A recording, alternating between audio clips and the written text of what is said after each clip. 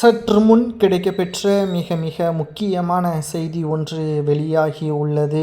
திராவிட முன்னேற்றக் கழகத்தின் ஆட்சி வேண்டாம், மக்கள் எடுத்த முடிவு. 2026 சட்டசபை தேர்தலில் திராவிட முன்னேற்றக் கழகம் மிகப்பெரிய ஒரு தோல்வியே தழுவும். அதில் எந்த ஒரு மாற்றுக்கருத்தும் கிடையாது. கிட்டத்தட்ட அனைத்திந்திய அண்ணா திராவிட முன்னேற்றக் கழகம் மிக பிரம்மாண்டமான கூட்டணியை வலுப்படுத்தினால் திமுக எதிர்க்கட்சி அந்தஸ்தை கூட இழக்க நேரிடும்.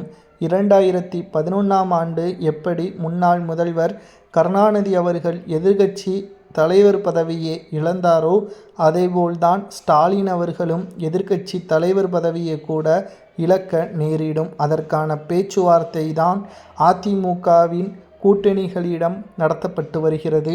அதே சமயம் மக்களும் திமுகவை முழுமையாக எதிர்த்து மக்கள் களத்தில் இறங்கிவிட்டார்கள். ஏனென்றால் திமுகவின் ஆட்சியில் சொன்ன வாக்குறுதிகள் முழுமையாக நிறைவேற்றவில்லை.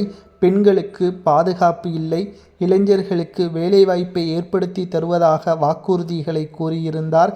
ஆனால் இன்று வரை இளைஞர்களுக்கு வேலைவாய்ப்பை ஏற்படுத்த முடியாமல் தான் அரசாங்கம் செயல்பட்டு கொண்டிருக்கின்றது என்பதையும் நம்மால் தெளிவாக பார்க்க முடிகிறது. அது மட்டுமல்ல, திராவிட முன்னேற்றக் கழகத்தின் ஆட்சியை பொறுத்தளவிற்கு 4 ஆண்டுகால முடிவின் கூட சொன்ன வாக்குறுதிகள் 465 வாக்குறுதிகளில் இன்று எத்தனை வாக்குறுதிகள் நிறைவேற்றியிருக்கிறார்கள் என்பதை வெள்ளை அறிக்கையாக வெளியிட முடியுமா? தேர்தல் பிரச்சாரத்தில் அதை அதிகாரப்பூர்வமாக அவர்களால் பிரச்சாரங்களை மேற்கொள்ள முடியுமா என்ற கேள்வியை தான் தற்பொழுது பொதுமக்களே சமூக வலைதளங்களில் கூறுவதை நம்மால் பார்க்க முடிகிறது. திராவிட முன்னேற்றக் கழகத்தின் ஆட்சி நிச்சயம் மிக மோசமான ஆட்சி. இணையும் திமுகவை நாங்கள் தேர்வு செய்ய மாட்டோம் என்ற முடிவில் மக்கள் வந்துவிட்டார்கள்.